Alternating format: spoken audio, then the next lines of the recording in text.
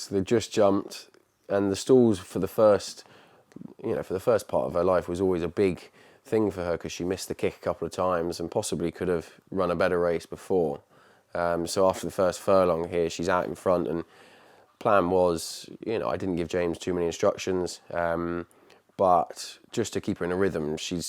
I think the biggest thing with Newmarket, really, wherever you are in the race, you want to have an uninterrupted passage. And after the now 2 furlongs, she was still in a nice position, and the first couple of horses I was looking for, obviously, were the ones who were drawn on the side with us. Aiden's 2 fillies, Tuesday and Tenebralism, both travelling well within themselves. But, even as we get, nearly towards halfway now, there's a couple starting to come off the pump.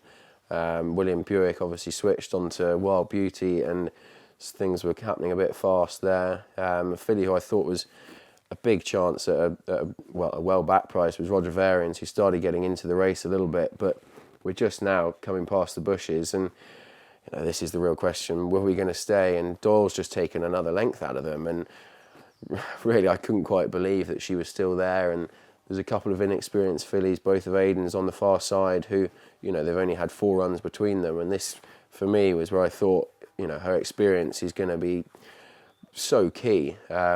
Rafe Beckett's filly was lunging late, and for me was one of the picks of the paddock. She's obviously stays very well. She's stepping up in trip, but just to hold on late was amazing, absolutely amazing.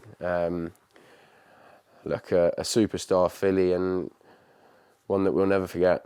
It's still Cachet. She's out in front by a length or so, and she's finding plenty. Prosperous Voyage and Tuesday trying to get closer. It's Cachet though, and James Doyle to the Guineas double. Cachet